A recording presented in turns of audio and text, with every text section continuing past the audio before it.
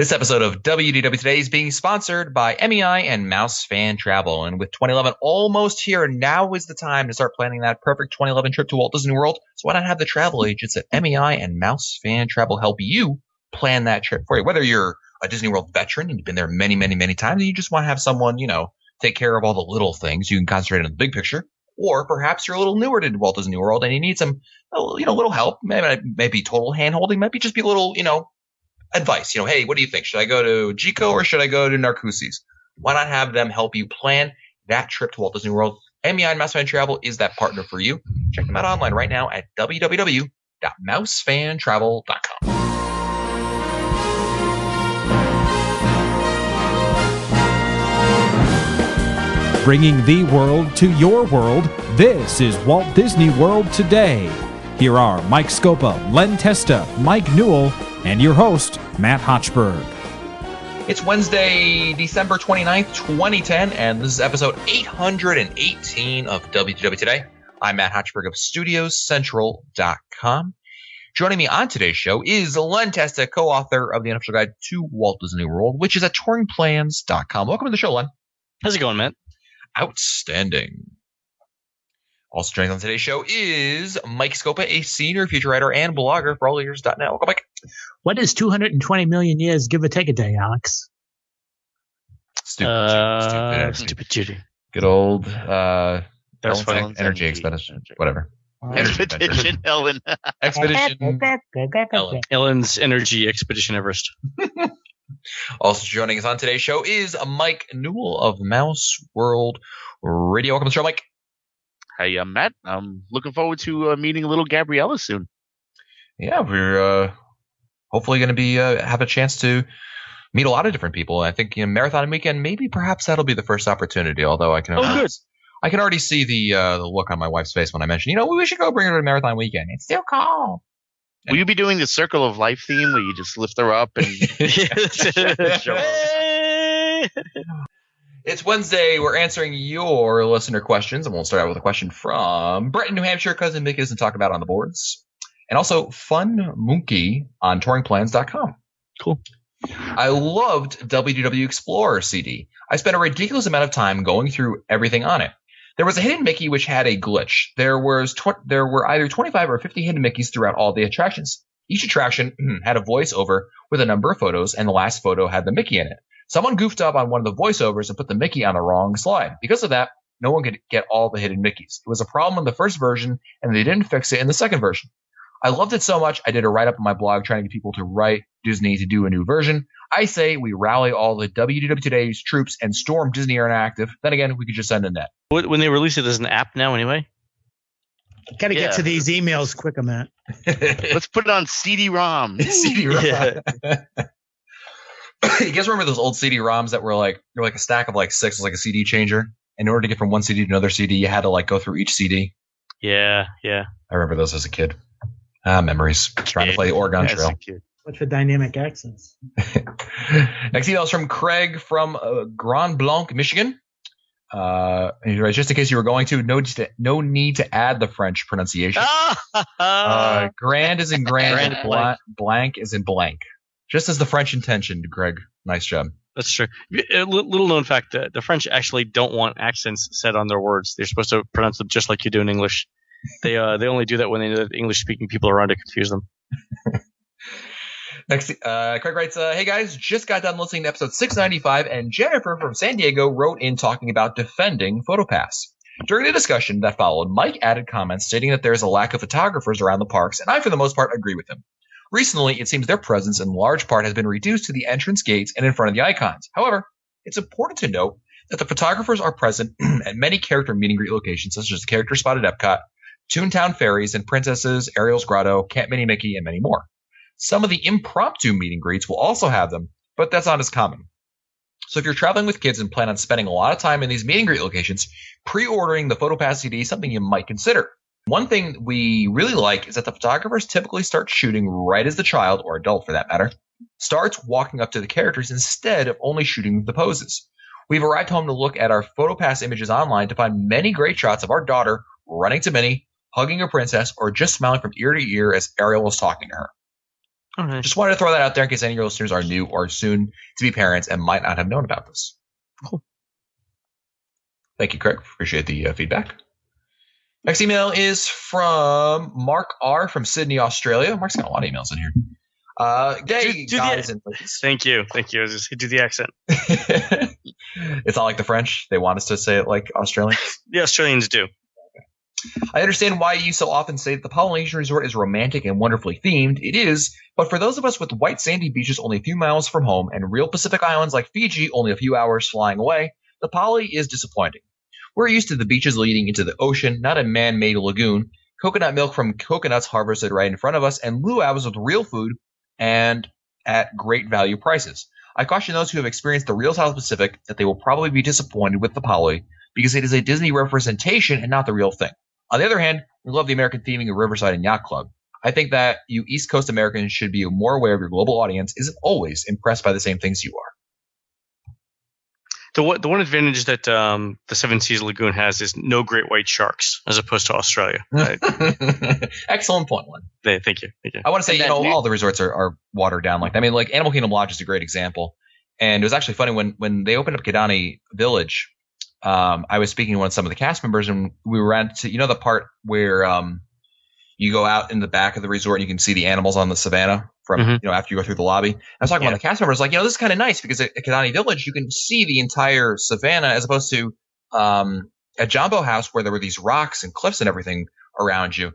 And I said, well, it's nice to be able to see this, and the lobby is so much smaller. And one of the cast members who was from, I forget which country in Africa, but she was African. She said, she kind of laughed to herself and said, yeah, it's a little more realistic in terms of the what a lodge would actually look like in Africa. So, with Disney, obviously they take kind of glorified versions of a lot of these things and water them down and present them to us. It's all theming. It's not meant to be exactly. Yeah. Yeah, it's not a documentary. Next email is from Sarah in Illinois. I've got a couple questions for you. They aren't related to each other, but hopefully that's okay. First question. I've been listening to your podcast for a while now, and I've even been going back to catch up on old ones. I don't remember that you ever commented on the Magic Kingdom's Wishes dessert party. Have you tried it? And if so, what did you think? I just booked it for May 2010. Matt, you can skip over the date. Okay. Yeah. And wondered if I will love it as much as I think I will. I haven't done it yet, partly because I don't think they should be doing it, but I've heard very good things about it, so I can't really knock it from what I've heard, but I don't have any firsthand knowledge of it. Have any of you tried the Magic Kingdom dessert party? I haven't had a chance, really. I've not. No. I did walk by there when they were preparing it. Was it during reunion? And it looked like the desserts that you would see there would be different than the desserts that we're used to seeing at the dessert parties we've had. So really, a different quality. Yeah, Len, really. Yeah. Higher quality or lower quality? Higher, much higher. Really? Yeah. I've heard very good things about them. No? The only problem I could see about it is that in order to see Wishes, you have to get up and go to the edge along the railing because there's a ceiling in there. Right. So it's not like, a dessert party at, the studios or at Epcot. You actually have to go up and go to the edge and the railing to watch it. That's a good point.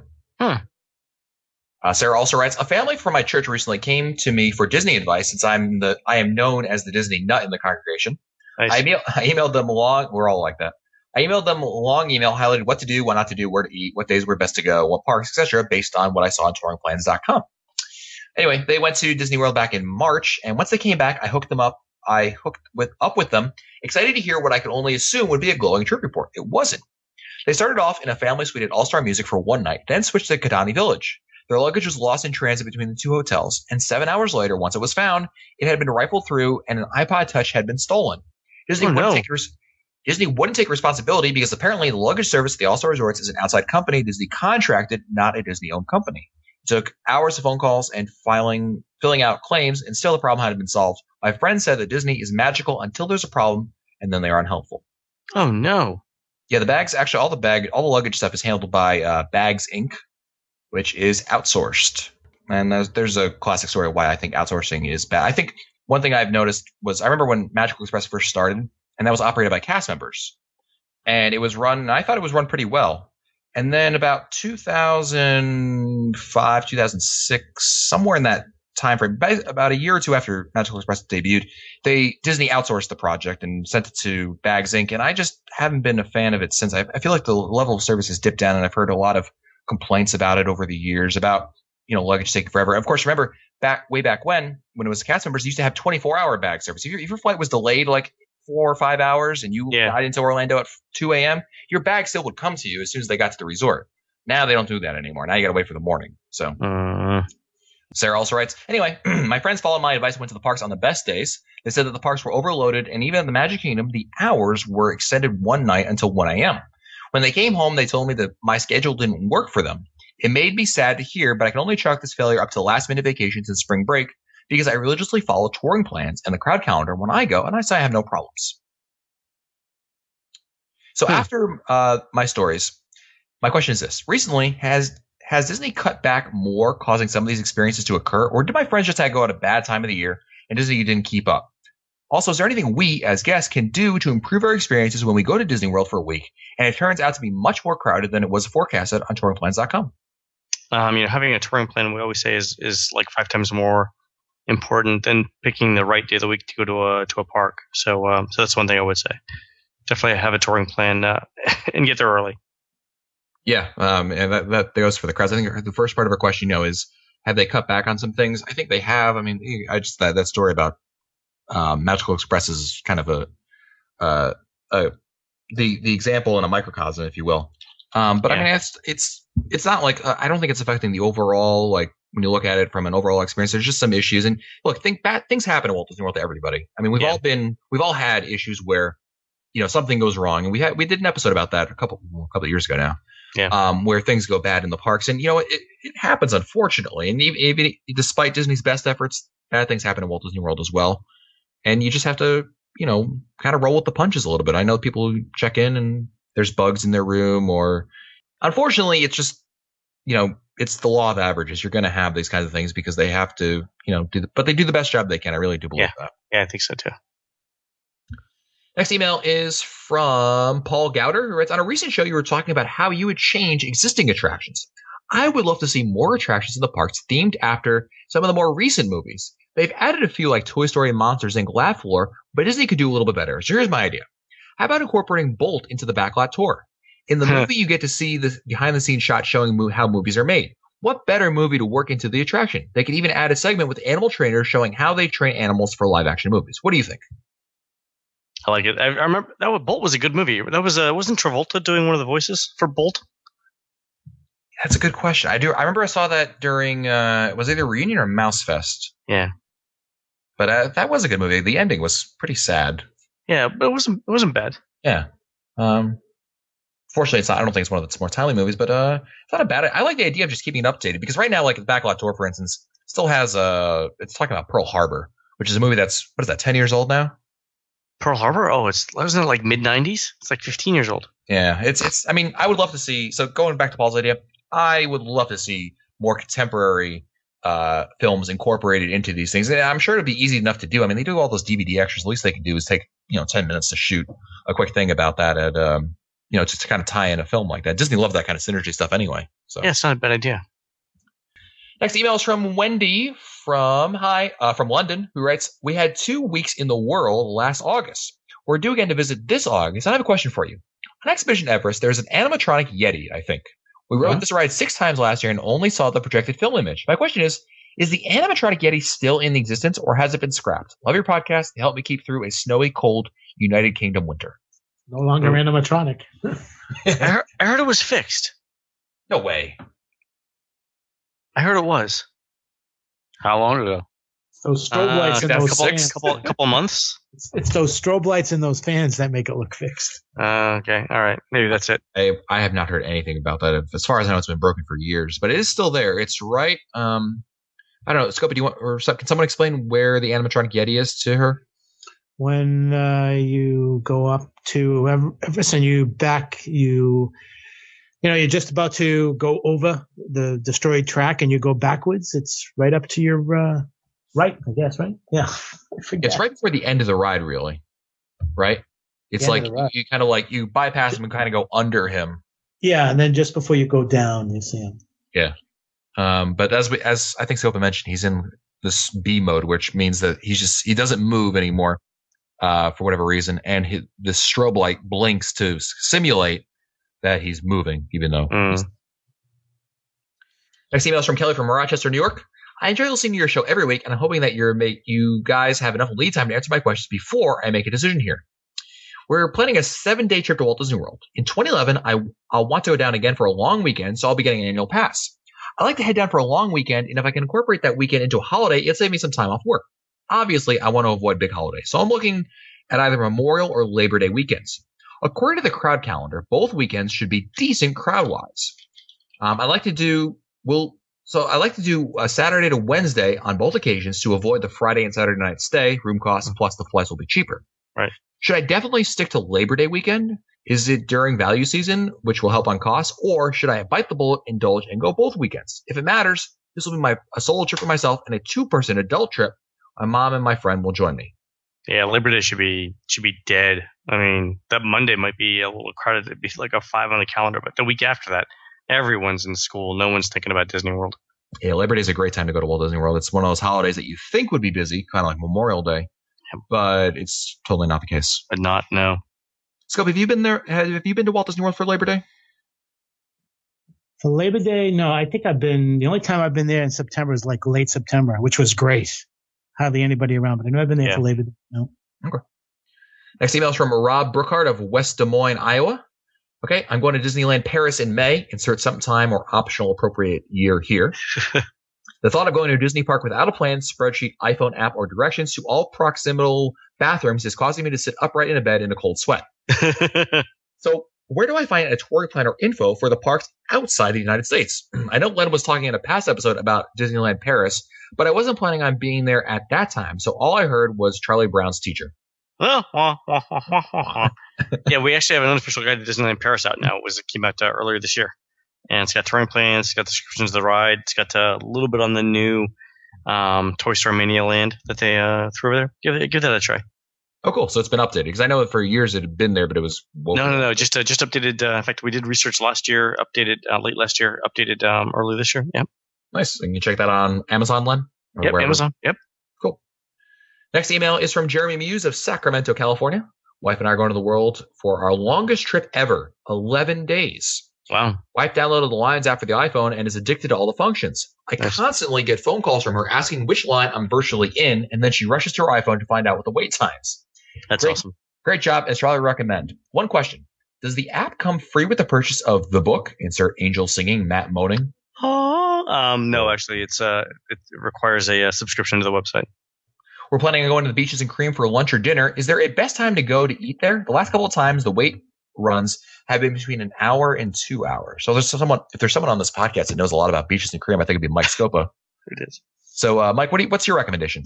Definitely stay away between 11 and 1. Stay away between 5 and 7. I'd say you want to try something around 3:30 in the afternoon. You might be able to get a seating within maybe 15, 20 minutes. And at night, about an hour before closing, I've been successful in both cases. I think I was there Reunion too. I went to a lot of places during Reunion. I think I was there. I think I got seated within like 15 minutes because just like any other restaurant, you go when most people aren't going. If you go late at night, about an hour before closing, you're not going to be stuck behind families waiting because a lot of families they're in their room and all snuggled for a long night's rest. So those would be the two. I'd say 3:30 is my ideal time to go there. Cool. And don't forget they don't take ADRs at Beaches and Cream, so it's good and it's bad in that regard. Next email is from Katie, who writes, "Hey Matt, I'm a recent listener to the show. My sister shed the light to me that not all podcasts are 5 hours long." Nice. And I've had so much fun listening to them on your past shows. I must say though, while eating around Epcot kept me laughing for days, I must thank you for your Ace Ventura show. In 1996, it was my second trip to Walt Disney World as a 12-year-old, and I loved Ace Ventura and knew that every quote to the movie by heart. So even though it was well over 100 degrees, my family stood next to me in the sweaty crowd as I marveled at my hero bouncing off buildings. Of course, the fact that you did a show about this short-lived show has totally made my day. Thanks for helping me relive those memories and keep up the good work. We did that episode, I think, back in April of 2010, and that was we had our good friend Dewey Chafee on to talk about his role in Extraction. Next email is from Bill Lohr of Belcamp, Maryland. Whereas I just found your podcast about 3 weeks ago and been listening to the shows as often as I can. Right now I'm on episode 614 as I'm working my way backwards. I loved hearing every minute of the shows.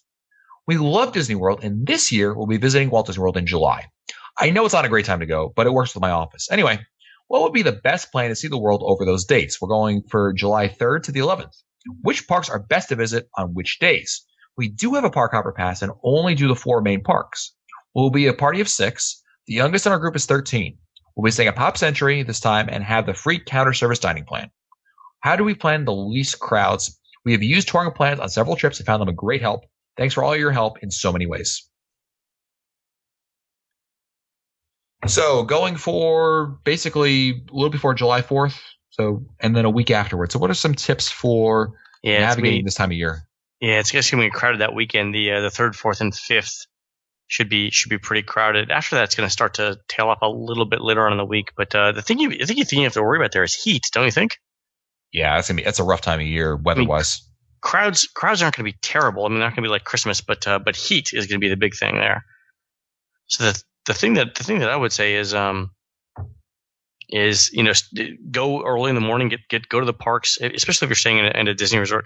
Go to the parks with the morning extra magic hour so you can get in the extra hour of touring, and go back to the hotel when it's hot, and then come back out maybe after around 7, 8 o'clock.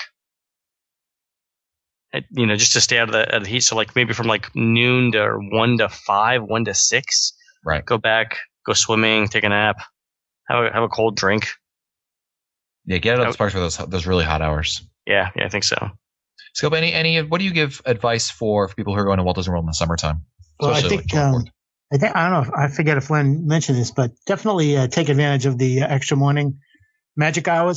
magic morning hours, because those, first off, the heat is not as bad 8 o'clock in the morning as it will be at 11, 12, 1, or 2, like Glenn was saying. So you take advantage of that right away. I think that the hours between 1 and 4, I've often seen the lines the longest of the day between those hours, from noon to 4. So as far back as when I first started going, I noticed that. So I recommend not even being in the parks between 1 and 4. And like Glenn said, you go back, refresh, and then you come back at night. Because a lot of people, here's the thing, I think there's a transition time for all the theme parks. And I think that transition time is from 4 to 6. So if you can get back into the parks around 4:30, 5 o'clock, there may be a large portion of that crowd that has been there for the day. They're leaving the park. So I think that during those transition hours, you might find shorter queues. That's my advice. Okay, very good. Next email is from David, who writes, where's the best place to start a Disney vacation? I've already driven in, checked in, hit the pool, and maybe a round of mini golf. So now it's our first full day on property. Where would you recommend to go? I have a smaller child, so I'm thinking plan A would be straight to the Magic Kingdom and the character breakfast at Crystal Palace, wondering what else might be a good place to start.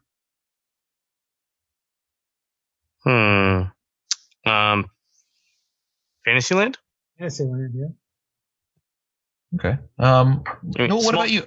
Where would you recommend to start a vacation at Walt Disney World? Well, I'm going to have a different opinion because I don't have kids. Well, go ahead. I head right to World Showcase my first time. Okay, so you like to start out things at World Showcase and check that area out. You need to know how old the child is, too. Yeah, it's my opinion is going to be totally different than what everybody else is going to say, because, I'm either there by myself or with Mary. So it's going to be a little different. If I had small children, I'd, definitely hit the Magic Kingdom first. And depending on the age of the children, where I would go after that. Older kids, I'd go to Tomorrowland, and smaller ones, I would head to Fantasyland. Okay. So that's a tough one. I don't know how old the child is. Fair enough. Next email is from Ben Pizzini of Landenberg, Pennsylvania. Pizzini! Love the show. We're planning a trip to the world at the end of June, 7 adults, and we're not renting a car. The first full day in the world, we have a character breakfast at Ohana. We're staying at Wilderness Lodge Villas, and the ADR is for $7:50 a.m.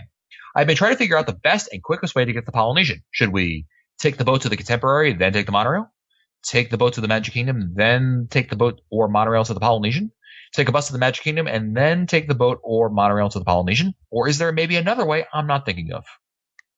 Wilderness Lodge Villas.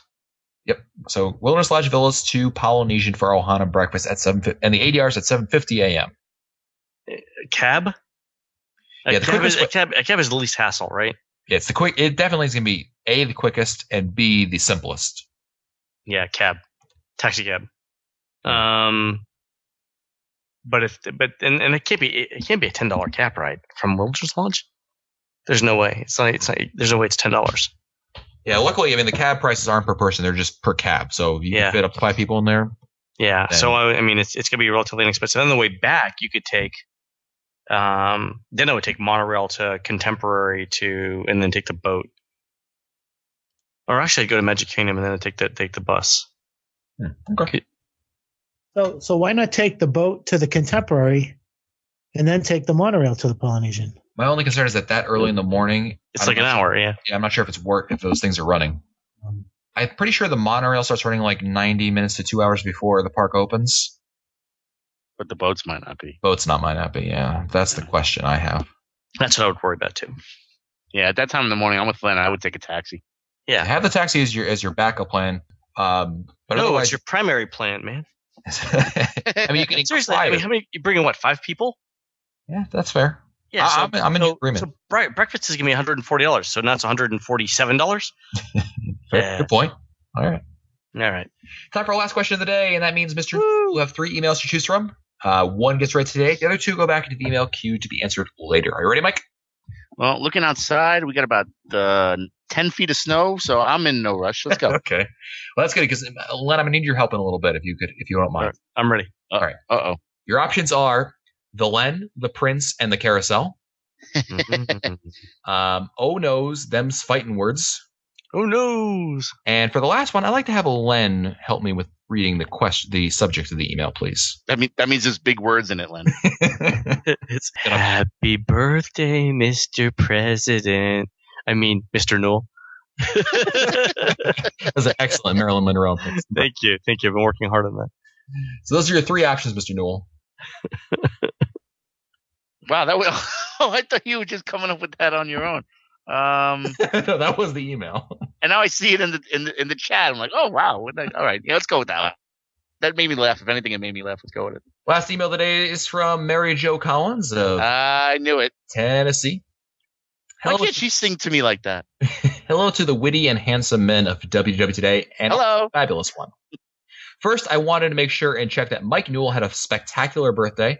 I may not be his biggest fan in the world, but I'm definitely his biggest fan in Lenoir City, Tennessee. Anyway, there you go. Happy birthday, Mr. Newell, from one of your biggest fans.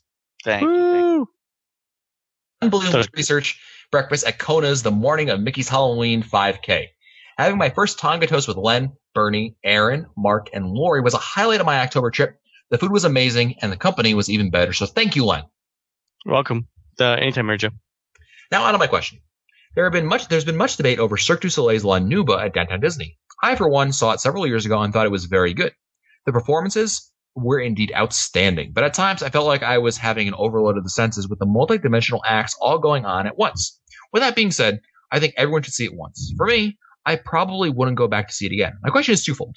One, do you think that La Nuba has run its course at Walt Disney World? It has been running now since December 1998. Let's answer that question first. So what do you guys think? Newell, you're a huge fan of it. What do you think? Has it run its course?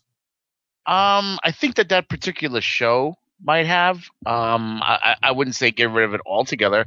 I wouldn't be too terribly upset if they put in a new version, like brought in a new show like they do in Vegas from time to time. They'll change it up.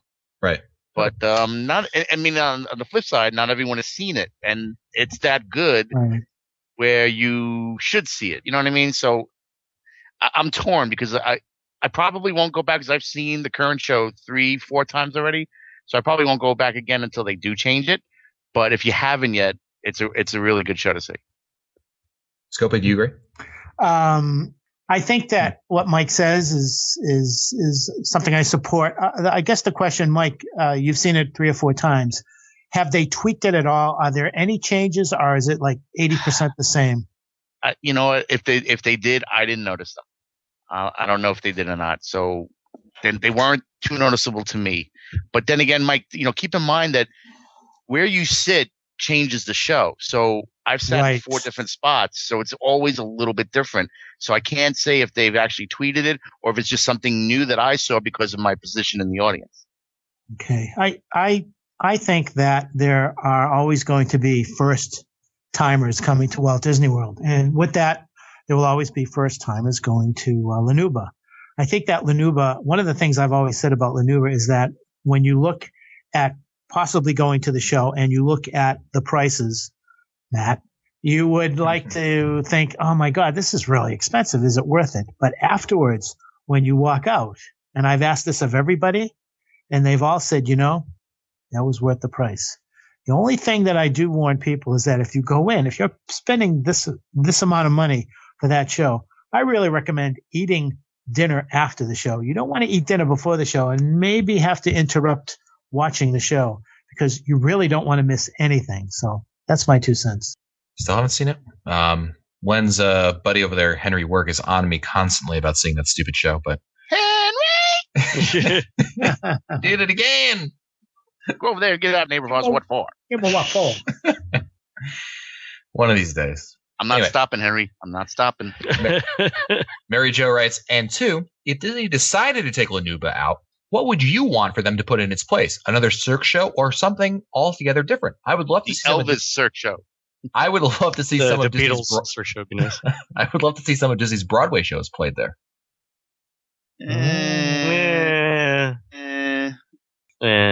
Because you could see, you know, Broadway. You could go see Beauty and the Beast over at the studios, and that's kind of, that's to me, that's just as good. So would you rather? So you're in favor, Mike, of seeing just another La Nouba show?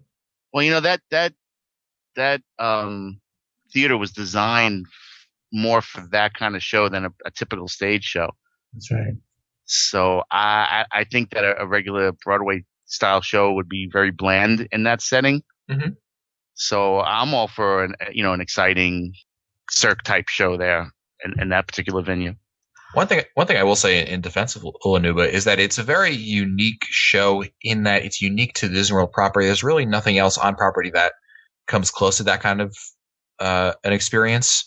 So from that regard, it's like it's another something else that you can experience at Walt Disney World, which is nice to have. I always like having options. You know what I mean? I like having, to me, it's better to have too many options than not enough. And I don't want to have more of the same. So in that regard, I think Walt Disney World benefits as a whole from having something different over there. Now, I may not particularly want to see it, but that being said, it adds a different dimension to the resort, if that makes some sense. Now, do you think that once the new former Pleasure Island comes online, that maybe they will add something new to that, to spruce up the entire area? That could be. That whole area is like decaying rapidly. Well, that's why they're fixing it up. That's why they've announced the pier idea. Yeah. Well, what do you think? What would you like to see over there?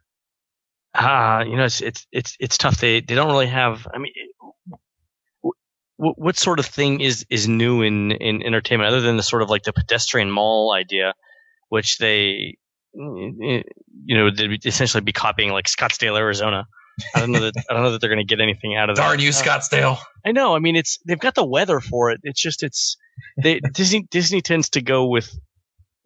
I don't know. I don't know that they have an original idea there, so it might just end up looking like every other retail pedestrian mall in the world. I mean, like Universal has Blue Man Group, which I think is always, to me, I've always perceived Blue Man Group to be the answer to Cirque du Soleil. It's that show that they have that's unique to the resort that you can't experience in Orlando, and it's sort of similar. I don't know. I mean, I guess the only other thing they could put in there is like Gallagher. But see, that's the thing. They could change the show. They could bring a new Cirque show in there. It doesn't have to be La Nouba. It could be something new. Like they've done that in Vegas and they've done it here in New York. They've changed the shows. So I don't understand if this show's been running since '98 or it's almost going on 12 years now. It's been running. Maybe it is time to change it up. Well, let me ask you this.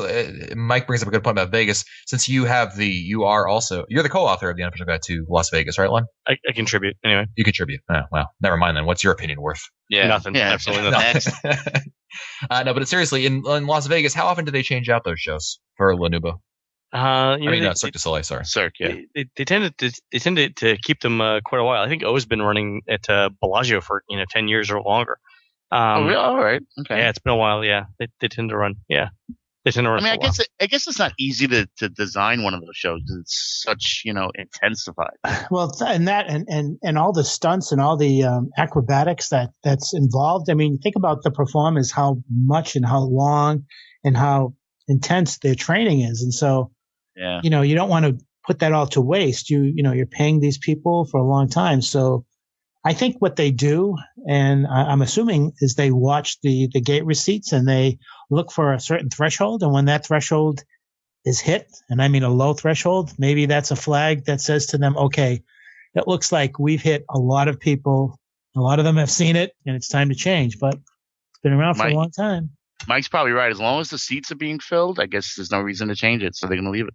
That's that. One idea I had was just something to be able to create a musical venue perhaps in that area. Something like the House of Blues is sort of like that. It's so small and it's just impossible to get, realistically a seat over there. But to be able to have some sort of a musical venue, like similar like in New York, you have like say the Apollo Theater or Carnegie Hall, some theater that can accommodate many different forms of entertainment that could be brought in there and kind of keep it a little different. That you go in there and you might see, one week it might be the Steve Miller Band is there, but then another part, it's an orchestra playing some music. It's that kind of a venue a large venue, because obviously Cirque has a pretty decent, that building has a pretty decent capacity. And that could be an area where you could showcase different types of entertainment, not be married to one particular element. Cool. I don't know if I'd see a musical performance in there, because like I said, the seating was designed with Cirque in mind. So, I don't know if I was to see Aerosmith play there, I don't know how good that would be. Okay. Well, that's going to do it for us today. I want to remind all of our listeners that this episode of WTW Today has been sponsored by MEI and Mouse Fan Travel. And, if you're planning a trip to Walt Disney World or Disneyland or Disney Cruise Line or Disneyland Paris, regardless of what Disney destination you're looking at, the travel agents at MEI and Mouse Fan Travel can help you plan that trip. So don't just feel like they can only help you with Walt Disney World. No, if you're looking at the Disney Dream, which is coming online in just a few weeks, and Mike Newell, you're going to be on the Disney Dream. How cool is that? Woo!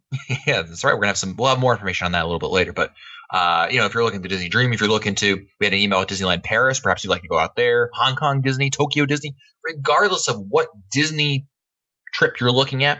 The travel agents at MEI and Mouse Fan Travel are not only there to help you, they're trained to help you. They have people that specialize in this stuff. So check them out online at www.mousefantravel.com. To find our earlier episodes, read our show notes, or send us your comments, you can visit us online at wdwtoday.com.